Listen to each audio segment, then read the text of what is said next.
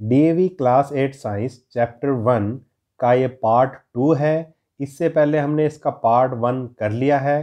Part 1 का link आपको video की डिस्क्रिप्शन में और प्लेलिस्ट में मिल जाएगा, तो आप वहां से चेक करके पार्ट 1 देख सकते हैं। पार्ट 2 शुरू करने से पहले डियर स्टूडेंट, मैं आपको एक इन्फॉर्मेशन दे दूं कि चैनल पर math, Hindi, science, social science, Sanskrit, English सभी सब्जेक्ट का कंप्लीट सिलेबस अपलोड हो चुका है। हम सभी सब्जेक्ट का कंप्लीट सिलेबस कर चुके हैं।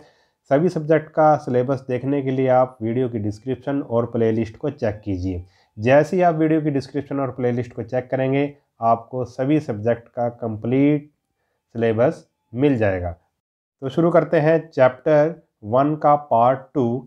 उससे पहले हमारा एक सेकंड चैनल है एजू मैग्नेट एकेडमी, आप इस चैनल को भी सब्सक्राइब कर लीजिए। यूट्यूब पे जैसे आप सर्च करेंगे एजू मैग्नेट एकेडमी, आपको ये चैनल मिल जाएगा। तो शुरू करते हैं पार्ट 2। इसमें हम पढ़ेंगे पार्ट ऑफ ए सेल, कि सेल के कौन कौन से पार्ट होते हैं। A cell consist of a living protoplasm surrounded by a cell membrane. जो सेल है उसमें क्या होता है? प्रोटोप्लाज्म होता है, जो किससे घिरा होता है? सेल मेम्ब्रेन से घिरा होता है। The protoplasm consist of cytoplasm and nucleus. और इस प्रोटोप्लाज्म में क्या होता है? साइटोप्लाज्म और न्यूक्लियस। देखो ये सेल हमें दे रखी है, देखो ये एक सेल है, एक स्ट्रक्चर ऑफ टिपिकल सेल दे रखा है हमें, ये सेल है। जो इसकी ये सेल की ये बाउंड्री है, ये चारों तरफ, इसको हम बोलेंगे सेल मेम्ब्रेन। इसको बोलेंगे सेल मेम्ब्रेन, इस बाउंड्री को। और इस बाउंड्री के अंदर जो मटेरियल है ये सारा, उसको हम बोलेंगे प्रोटोप्लाज्म। क्या बोलेंगे? प्रोटोप्लाज्म। और इस मटेरियल में, प्रोटोप्लाज्म में क्या क्या है? साइटोप्लाज्म है और न्यूक्लियस है। इसके बारे में आगे हम डिटेल से पढ़ेंगे। Cytoplasm contains a number of structures which are called cell organelles. और इस साइटोप्लाज्म में बहुत से स्ट्रक्चर होते हैं, ठीक है, नंबर ऑफ स्ट्रक्चर होते हैं, जिसको हम सेल ऑर्गेनेल्स बोलते हैं। Organelles are therefore structure present within a cell that help it to perform its relevant function. Organelles क्या है? ये स्ट्रक्चर पाए जाते हैं सेल के अंदर, जो क्या करते हैं? विशेष जो फंक्शन करते हैं, परफॉर्म करते हैं, कोई विशेष काम करते हैं। देखो जैसे हमारे शरीर में कई तरह के अंग हैं, हाथ, पैर, नाक, गला, ठीक है, हमारा हार्ट, ये कई तरह के अंग हैं, हमारे ऑर्गन हैं, ये डिफरेंट डिफरेंट काम करते हैं। ऐसे ही जो सेल के जो आप ऑर्गन कह सकते हो, सेल के भी ऑर्गन है जो डिफरेंट डिफरेंट काम करते हैं, उसको हम सेल ऑर्गेनेल्स बोलते हैं। ठीक है, तो आप इस चित्र से समझ सकते हो कि ये सेल है, ये सेल की ये बाउंड्री है, इसको बोलेंगे हम सेल मेम्ब्रेन। सेल मेम्ब्रेन के अंदर जो भी, इस बाउंड्री के अंदर जो भी मटेरियल है, उसको हम बोलेंगे प्रोटोप्लाज्म। और इस प्रोटोप्लाज्म में क्या पाया जाता है? साइटोप्लाज्म और न्यूक्लियस। ठीक है, और ये जो साइटोप्लाज्म है, देखो ये न्यूक्लियस है, न्यूक्लियस को छोड़ के क्या बचा? ये बचा साइटोप्लाज्म। साइटोप्लाज्म में क्या पाया जाता है? साइटोप्लाज्म में पाया जाता है सेल ऑर्गेनेल्स। ठीक है, आगे हम इसके बारे में अब डिटेल से पढ़ते हैं। Let us learn more about the different part of the cell. अब सबसे पहले है सेल मेम्ब्रेन। सेल मेम्ब्रेन क्या होती है, इसके बारे में हम डिटेल से पढ़ते हैं। All living cell are bound by membrane called plasma membrane और सेल मेम्ब्रेन। जितनी भी लिविंग सेल है, ठीक है, उसकी जो बाउंड्री है, ठीक है, वो बंधा हुआ है किससे? सेल मेम्ब्रेन से। उसको हम प्लाज्मा मेम्ब्रेन भी कह सकते हैं या सेल मेम्ब्रेन कह सकते हैं। ठीक है, जैसा इसे दिखा रखी थी हमें, ये सेल दिखा रखी थी, ये जो इसकी बाउंड्री है, ये क्या है? सेल मेम्ब्रेन है। It surrounds it's inner gel like material called protoplasm. और इस बाउंड्री ने, यानी कि सेल मेम्ब्रेन ने, सेल मेम्ब्रेन के अंदर क्या है? जेल लाइक मटेरियल है, जेल की तरह एक मटेरियल है, ठीक है, लिक्विड है, एक मटेरियल है, जिसको प्रोटोप्लाज्म कहेंगे। उसके चारों तरफ इसको घेर रखा है। किसने? सेल मेम्ब्रेन ने इस प्रोटोप्लाज्म को घेर रखा है। The plasma membrane control the entry and exit of substances as per the requirement of the cell. और ये जो प्लाज्मा मेम्ब्रेन है या सेल मेम्ब्रेन है, ये क्या करती है? कंट्रोल करती है कि सेल में क्या चीज़ अंदर आएगी और क्या चीज़ बाहर जाएगी। क्योंकि सेल को भी सब्सटेंस चाहिए, कुछ जो सेल के अंदर जाते हैं, और कुछ जो सेल है वो सब्सटेंस को अपने से बाहर निकाल देती है। तो इसका यही काम है सेल मेम्ब्रेन का, कि प्लाज्मा मेम्ब्रेन का, कि सब्सटेंस को अंदर लेना सेल के और बाहर निकालना। ठीक है। The cells of plants, fungi and bacteria have an additional outer covering called the cell wall. जो जैसे मनुष्य है या फिर जानवर हैं, उनमें तो सिर्फ सेल मेम्ब्रेन होती है, मगर जो प्लांट होते हैं या फंगी होती है या बैक्टीरिया होती है, उसमें एक एक्स्ट्रा कवर और होता है। ठीक है। सेल आप कहेंगे जो इसकी सेल मेम्ब्रेन के अलावा एक एक्स्ट्रा कवर और होता है जिसको हम सेल वॉल बोलेंगे। ठीक है। जैसे ये एक सेल है, ये इसकी बाउंड्री है, इसको हम बोलेंगे सेल मेम्ब्रेन। और जो प्लांट्स होते हैं या बैक्टीरिया होते हैं, उनमें एक एक्स्ट्रा और कवर होता है जिसको हम क्या बोलेंगे, उसको हम बोलेंगे सेल वॉल। ठीक है। The cell wall is an important covering in plant cell. It provide rigidity and protection to the cell against variation in the environment. अब ये किस लिए होता है सेल वॉल? क्योंकि जो प्लांट्स होते हैं वो चल फिर तो नहीं सकते, ठीक है, और वो सर्दी गर्मी धूप बरसात में रहते हैं। तो ये जो सेल वॉल है उनको एक्स्ट्रा प्रोटेक्शन देती है, रिजिडिटी देती है, उनको मजबूती देती है। ठीक है, against the variation in environment. देखो हवा भी चलती है, ठीक है, हवा से बचाते हैं, ठंड गर्मी सर्दी से बचाते हैं, ये जो सेल वॉल है। ठीक है, ये extra cover. It also gives a definite shape size and support to the cell. और ये जो सेल वॉल है ये इसको जो एक डेफिनेट शेप देती है, साइज देती है, और इसको सेल को सपोर्ट करती है। ठीक है, ये हो गया सेल मेम्ब्रेन। ठीक है। अब उसके बाद हमारे पास आया साइटोप्लाज्म। साइटोप्लाज्म देखो, the portion of the protoplasm lying inner to the cell membrane but outside the nuclear membrane is called cytoplasm। अब प्रोटोप्लाज्म का पोर्शन है क्या? साइटोप्लाज्म, जो सेल मेम्ब्रेन के अंदर होता है मगर न्यूक्लियर मेम्ब्रेन के बाहर होता है, उसको हम साइटोप्लाज्म बोलेंगे। प्लाज्मा का मतलब होता है liquid. It act as ground substance for all activity. ये यहाँ पे सभी एक्टिविटीज़ होती हैं। It is made up of carbohydrate, protein, fats, mineral and vitamins along with a large proportion of water. और ये जो साइटोप्लाज्म, ये इस साइटोप्लाज्म में क्या क्या होता है, ये किससे बना होता है? इसमें कार्बोहाइड्रेट होता है, प्रोटीन होता है, फैट होता है, मिनरल होता है, विटामिन्स होते हैं, और बड़ी मात्रा में पानी होता है।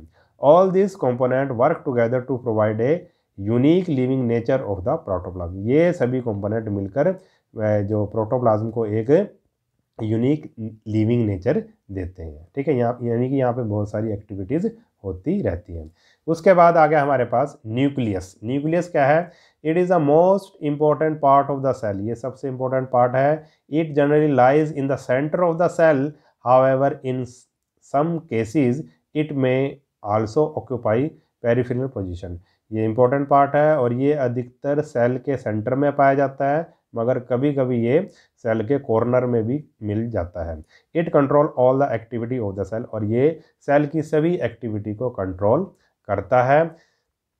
The nucleus is a dense structure bound by a nuclear membrane. और जो न्यूक्लियस है उसके चारों तरफ भी एक स्ट्रक्चर होता है, बाउंड्री होती है, जिसको न्यूक्लियर मेम्ब्रेन कहेंगे। जैसे सेल के चारों तरफ एक बाउंड्री होती है जिसको सेल मेम्ब्रेन बोलते हैं या प्लाज्मा मेम्ब्रेन बोलते हैं, ऐसी न्यूक्लियस के चारों तरफ भी एक बाउंड्री होती है जिसको हम न्यूक्लियर मेम्ब्रेन बोलते हैं। एक बार देख लेते हैं सेल। देखो ये सेल है, ये जो बीच में इसके सेंटर में ये गोल गोल आपको दिख रहा है, इसको बोलेंगे न्यूक्लियस। और न्यूक्लियस की भी एक बाउंड्री होती है, एक कवर होता है जिसको हम न्यूक्लियर मेम्ब्रेन बोलेंगे। ठीक है, और ये इसको छोड़ के जो चीज़ बची है, न्यूक्लियस को छोड़ के जो चीज़ बची है, उसको हम क्या बोलेंगे? साइटोप्लाज्म।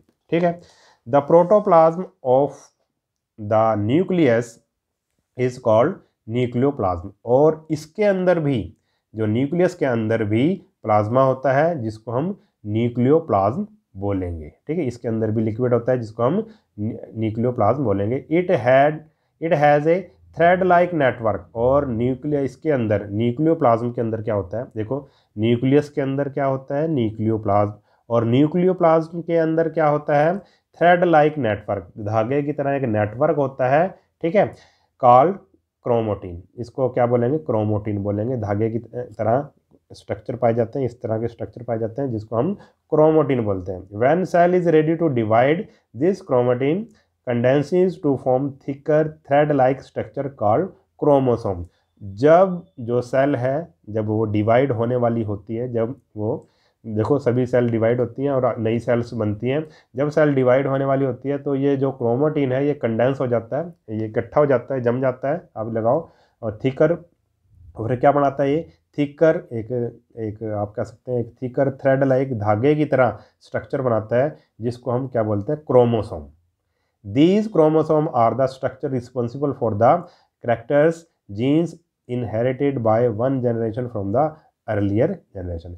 और ये जो क्रोमोसोम होते हैं, ठीक है, these structure are the responsible for the character, ये इसमें क्या होते हैं, जीन्स होते हैं। और जीन्स का काम क्या होता है कि एक पीढ़ी के गुणों को दूसरी पीढ़ी तक ट्रांसफ़र करना, ये जीन्स का काम होता है जो क्रोमोसोम में होते हैं। ठीक है, गुणों का मतलब ये है, करैक्टर का मतलब ये है, जैसे मान लो माता पिता के हाइट ज़्यादा है तो ये संभावना है कि बच्चे की हाइट भी ज़्यादा हो। माता पिता के आँखों का रंग काला है तो बच्चे के आँखों का रंग भी काला हो सकता है। माता पिता दोनों में से किसी के घुंघराले बाल हैं तो हो सकता है कि बच्चे के भी घुंघराले बाल हों। ये किसके कारण होता है, ये जीन्स के कारण होता है। जीन्स कहाँ पाए जाते हैं, क्रोमोसोम में। ठीक है, समझ गए। Many small living structure are present in the cell, बहुत से स्मॉल स्ट्रक्चर सेल के अंदर होते हैं। These are equivalent to the organ of the body, जैसे हमारे बॉडी में ऑर्गन होते हैं इसी तरह से जो सेल के जो ऑर्गन हैं उसको हम क्या बोलेंगे, सेल ऑर्गेनेल्स बोलेंगे। Hence they are named as cell organelle, इसलिए इनको सेल ऑर्गेनेल्स बोलते हैं। अब इसके बारे में पढ़ेंगे हम, सेल ऑर्गेनेल के बारे में। इससे पहले हम डू यू नो देख लेते हैं। डू यू नो में हमारे पास है the number of chromosome in cell differ in different मतलब अलग अलग ऑर्गेनिज्म में अलग अलग संख्या में क्रोमोसोम पाए जाते हैं। जैसे दे रखे हैं, मैन के अंदर 46 होते हैं, डॉग के अंदर क्रोमोसोम होते हैं 78, पिजन के अंदर 80, यीस्ट के अंदर 32 और वीट के अंदर यानी कि गेहूं के अंदर 42। ये अलग अलग डिफरेंट क्रोमोसोम होते हैं अलग अलग ऑर्गेनिज्म में। अब हम पढ़ेंगे सेल ऑर्गेनल्स के बारे में कि सेल के कौन कौन से ऑर्गेनल्स होते हैं, कौन कौन से ऑर्गन होते हैं, उसके बारे में हम डिटेल से अब पढ़ेंगे। सबसे पहले हमारे पास है प्लास्टिड्स, ये बहुत इंपॉर्टेंट है, ये पेपर में भी आ सकता है। These are large cell organelles characteristic of plant cell. ठीक है, ये जो प्लास्टिड्स होते हैं ये किस में होते हैं, ये प्लांट सेल में होते हैं, ये दूसरे जीव जंतुओं में नहीं होते, प्लांट सेल में ही होते हैं। They may contain pigment that provide colour to the cell, और इसमें प्लास्टिड में क्या होते हैं, एक पिगमेंट होता है, एक कलर होता है। ठीक है, कलर जैसी चीज़ होती है जो सेल को क्या देता है, कलर देता है। ठीक है, ये एक कलर है जो सेल, जिसके कारण सेल का कलर होता है, उसके अंदर सेल के अंदर कलरफुल कुछ चीज़ें पाई जाती हैं। The green coloured plastid are called chloroplast. ठीक है, प्लास्टिड कई कलर के हो सकते हैं मगर जो ग्रीन कलर का जो प्लास्टिड होता है उसको हम क्या बोलेंगे, क्लोरोप्लास्ट बोलेंगे।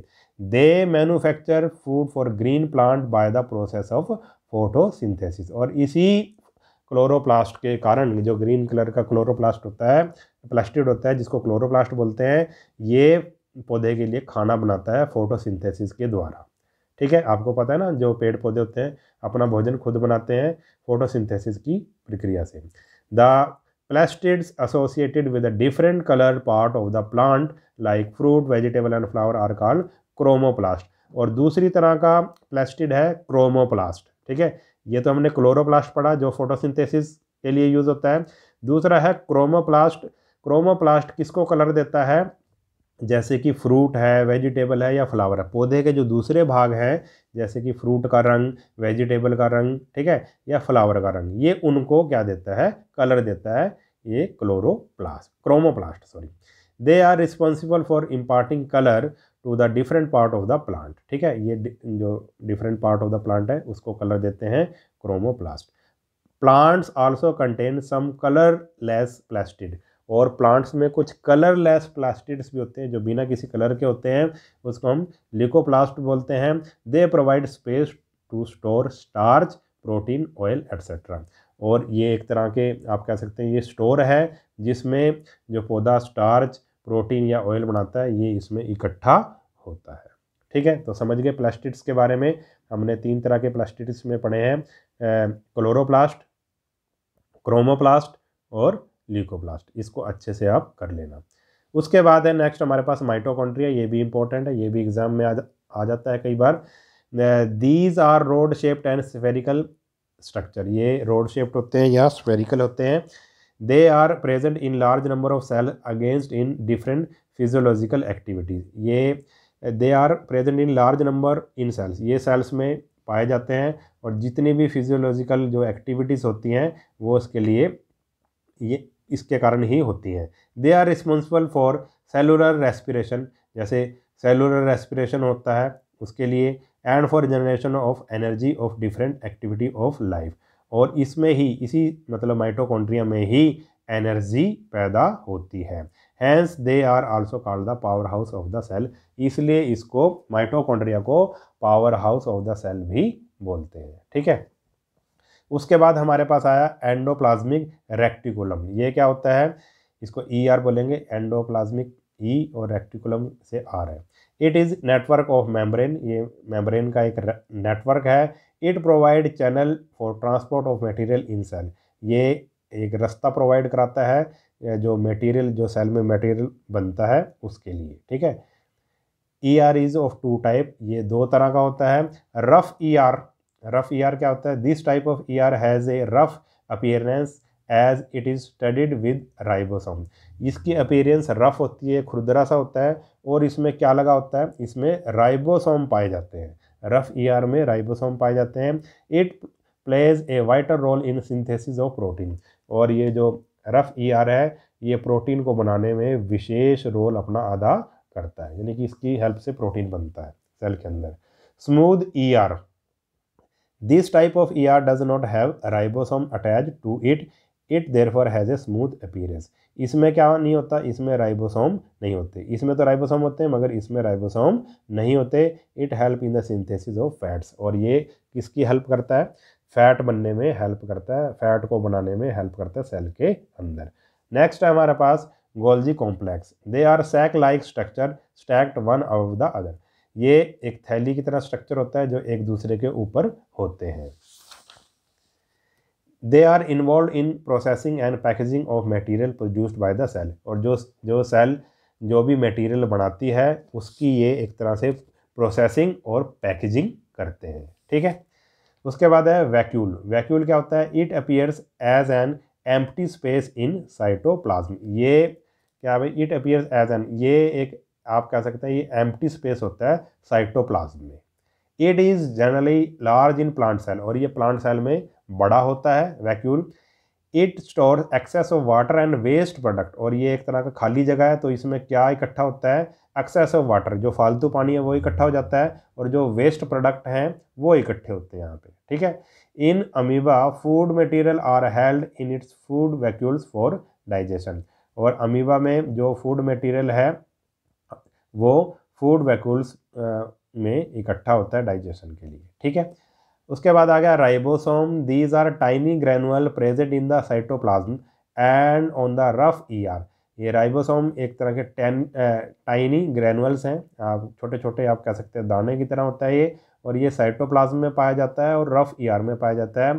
They help in protein synthesis, और ये प्रोटीन के सिंथेसिस में हेल्प करता है, प्रोटीन को बनाने में हेल्प करता है। नेक्स्ट है हमारे पास सीलिया एंड फ्लैजिला।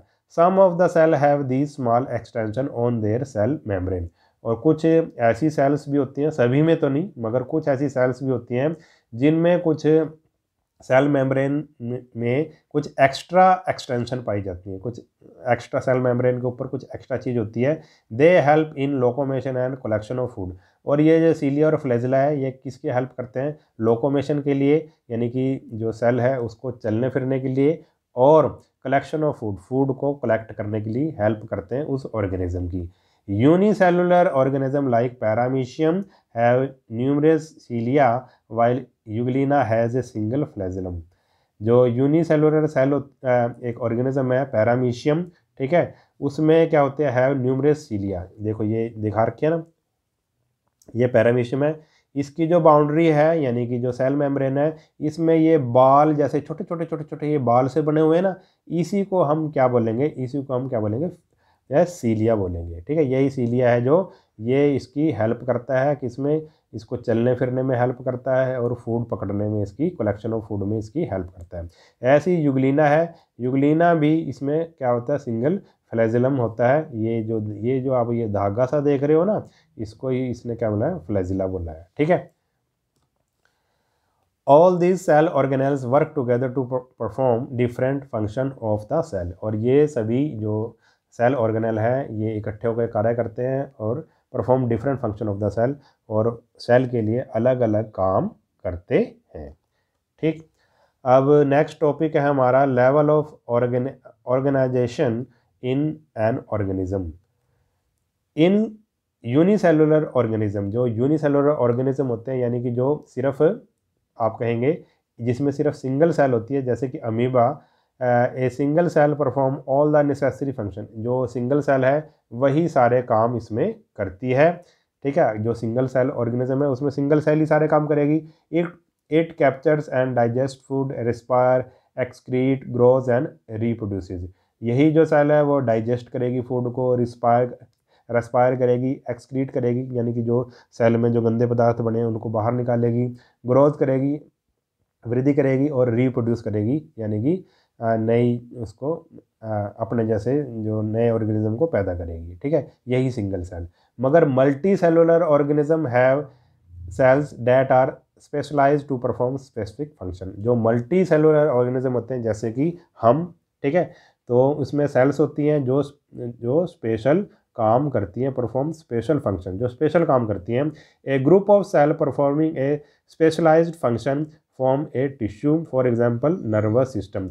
एक ग्रुप का जो सेल, ठीक है, बहुत सारी सेल्स मिलके एक ग्रुप बनाती हैं जो स्पेशल फंक्शन करते हैं, स्पेशल काम करती हैं। क्या बनाती हैं, टिश्यू बनाती हैं। ठीक है, जैसे कि फॉर एग्जांपल नर्वस टिश्यू, जो नर्वस टिश्यू है वो स्पेशल सेल से मिलकर बनता है और स्पेशल कार्य करता है।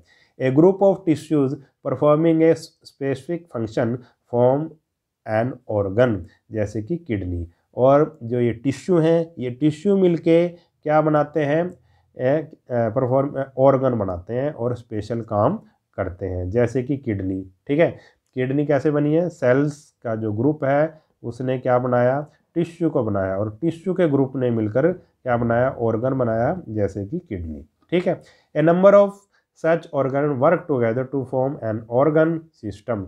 और ये सारे ऑर्गन मिलके क्या बना देंगे, ऑर्गन सिस्टम बनाएंगे। A number of such organ work together, इकट्ठे मिलकर ये क्या बनाएंगे, ऑर्गन सिस्टम बनाएंगे।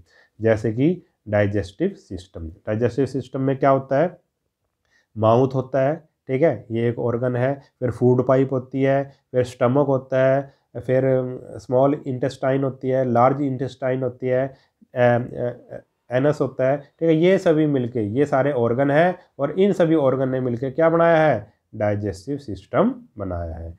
तो ये आप कह सकते हैं कि लेवल ऑफ ऑर्गेनाइजेशन कैसे होता है। सबसे पहले सेल आपस में मिलकर, जो ग्रुप ऑफ सेल आपस में मिलकर क्या बनाएंगे, टिश्यू, और टिश्यू आपस में मिलकर, टिश्यू का ग्रुप आपस में मिलकर क्या बनाएगा, ऑर्गन, और ऑर्गन आपस में मिलकर, डिफरेंट ऑर्गन आपस में मिलकर, जैसे मैंने अभी बताया था आपको, डाइजेस्टिव सिस्टम में माउथ होता है, फूड पाइप होती है, large intestine, smaller intestine, stomach, ये सभी मिलकर, ये सभी ऑर्गन है, ये सभी मिलकर क्या बनाएंगे, ऑर्गन सिस्टम। और ऑर्गन सिस्टम यानी कि सभी जितने भी अंग हैं वो आपस में मिलकर क्या बनाएंगे, ऑर्गेनिज्म बनाएंगे, जीव को बनाएंगे। ठीक है, तो ये इंपॉर्टेंट है, ये आप ध्यान में रखना। सेल का ग्रुप मिलकर टिश्यू बनाएगा, टिश्यू का ग्रुप मिलकर ऑर्गन बनाएगा, ऑर्गन मिलकर ऑर्गन सिस्टम, और ऑर्गन सिस्टम मिलकर क्या बनाएगा, ऑर्गेनिज्म बनाएगा। ठीक है, अब ये डू यू नो में देख लेते हैं क्या है। ये डिफरेंट ह्यूमन बॉडी में ऑर्गन सिस्टम दे रखे हैं, आपने इसके बारे में पढ़ा भी होगा 7th में। ठीक है, डाइजेस्टिव सिस्टम है, रेस्पिरेटरी है, मस्कुलर है, नर्वस है। ठीक है, ये सारे सिस्टम दे रखे हैं। ठीक है, all the cells have some common features, सभी सेल्स में कुछ कॉमन फीचर्स होती हैं। However they can appear different in different part of the organism, जबकि वो ऑर्गेनिज्म के डिफरेंट पार्ट में अपीयर हो सकती हैं। For example the blood and liver cells in animal, the root और leaf cells in plant have different appearance. जैसे कि ब्लड और लीवर सेल, एनिमल में ब्लड और लीवर सेल होती हैं, और ऐसे ही पेड़ पौधों में क्या होती है, रूट और leaf cells have different appearance, और इनकी अलग अलग अपीयरेंस होती है, अलग अलग जगह ये पाए जाते हैं। The plant and animal cell however have some major differences. जो प्लांट और एनिमल सेल हैं उनमें कुछ मेजर डिफरेंसेस होते हैं, कुछ बड़े डिफरेंसेस होते हैं, उनके बारे में हम देखते हैं। Let us now compare the features of the plant and animal cell. अब जो प्लांट सेल है और जो एनिमल सेल है उनके फीचर्स के बारे में हम, उनके डिफरेंस क्या है वो पढ़ते हैं। ठीक है, लास्ट टॉपिक है हमारा comparison between plant and animal cell, और ये इंपॉर्टेंट भी है, ये अक्सर एग्जाम में आ जाता है। Although all living cells have certain common features, detailed study reveal some major differences between plant and animal cell। जबकि जो सेल्स हैं, लिविंग सेल्स जितनी भी हैं, सब में कुछ कॉमन फीचर्स होती हैं, मगर कुछ डिफरेंस भी होते हैं प्लांट सेल में और एनिमल सेल में, उसी के बारे में हम पढ़ेंगे। Plant cell generally have a definite shape due to the rigid cell wall around them. जो प्लांट सेल होती है उनकी डेफिनेट शेप होती है, क्योंकि उनमें क्या होती है, सेल वॉल होती है, जो एनिमल सेल में नहीं होती। एनिमल सेल में सिर्फ हम मेम्ब्रेन होती है, सेल मेम्ब्रेन, ठीक है, उसमें सेल वॉल नहीं होती। तो पहला पॉइंट तो ये होगा, डेफिनेट शेप होती है प्लांट सेल की, और जो एनिमल सेल होती है उसकी डेफिनेट शेप नहीं होती। In comparison animal cell have a cell membrane as their outer cover, और इसमें तो सेल वॉल होती है, और इसके जो एनिमल सेल है उसके आउटर कवर में सिर्फ सेल मेम्ब्रेन होती है। These provide flexibility to animal cells, hence they can show a large variation in their shapes। और इसी कारण, क्योंकि इसमें सिर्फ सेल मेम्ब्रेन होती है, इसी कारण ये लचीली होती है एनिमल सेल, और ये अलग अलग तरह की इसमें वेरिएशन होती है, अलग अलग शेप की ये होती हैं। ठीक है, एनिमल्स में अलग अलग शेप की होती है। Moreover plant cell have plastids. दूसरी तरफ क्या है भाई, जो प्लांट सेल है उसमें प्लास्टिड्स होते हैं, मगर एनिमल सेल में प्लास्टिड्स नहीं होते। These are absent in animal cell. जो प्लास्टिड किस में होते हैं, सिर्फ प्लांट सेल में होते हैं, एनिमल सेल में नहीं होते। Plant cell generally have large vacuoles. जो प्लांट सेल होते हैं उसमें बड़े बड़े वैक्यूल होते हैं। Animal cell on the other hand either lack vacuoles और हैव वेरी स्मॉल वैक्यूल्स। जो एनिमल सेल होते हैं उसमें या तो वैक्यूल होते ही नहीं, या फिर बहुत ही छोटे वैक्यूल होते हैं। ठीक है, तो एक बार ये डिफरेंस देख लो आप। तो ये दे रखी है हमारे पास इस साइड प्लांट सेल, और इस साइड दे रखी है हमें एनिमल सेल। देखो वैक्यूल दोनों में होता है, सेल मेम्ब्रेन दोनों में होते हैं, माइटोकॉन्ड्रिया दोनों में होता है, न्यूक्लियस दोनों में होता है, एंडोप्लाज्मिक रेक्टिकुलम दोनों में होता है, गोल्जी कॉम्प्लेक्स दोनों में होता है, क्लोरोप्लास्ट ये सिर्फ होता है किसमें, प्लांट सेल में। यानी क्लोरोप्लास्ट का मतलब है प्लास्टिड्स। प्लास्टिड सिर्फ प्लांट सेल में होता है, क्योंकि जो प्लांट्स हैं वो अपना भोजन खुद बनाते हैं और क्लोरोप्लास्ट की हेल्प से बनाते हैं, क्योंकि इसमें क्लोरोफिल होता है। ठीक है, दूसरा क्या, सेल वॉल। सेल वॉल सिर्फ प्लांट सेल में होती है, एनिमल सेल में नहीं होती। ठीक है, अब ये हमारा देख लेते हैं एक बारी, ये दे रखे इसने चार्ट बना रखे, इसको देख लेते हैं। The main point of difference between a plant cell and animal cell have been summarised. अब ये दे रखा है कि मेन डिफरेंस क्या है, इसको एक बारी हम पढ़ लेते हैं। सबसे पहले है शेप। प्लांट सेल की शेप आप कहोगे फिक्स होती है, एनिमल सेल की फिक्स नहीं होती, इर्रेगुलर होती है। दूसरा पॉइंट है सेल वॉल। प्लांट सेल में सेल वॉल होता है, एनिमल सेल में नहीं होता। तीसरा पॉइंट है प्लास्टिड्स। प्लांट सेल में प्लास्टिड होता है, एनिमल सेल में प्लास्टिड्स नहीं होते। चौथा पॉइंट है vacuoles. One large vacuole is present. जो प्लांट सेल में एक बड़ा लार्ज वैक्यूल होता है, मगर जो एनिमल सेल होती है उसमें या तो वैक्यूल होता ही नहीं, एब्सेंट होता है, या फिर अगर होता है तो छोटे वैक्यूल इसमें होते हैं। ठीक है, तो ये चैप्टर हो गया हमारा कंप्लीट। अगर वीडियो आपको अच्छा लगा है तो वीडियो को अपने सभी दोस्तों के साथ शेयर जरूर कर देना, वीडियो को लाइक जरूर कर देना। मिलते हैं नेक्स्ट वीडियो में, तब तक के लिए नमस्कार।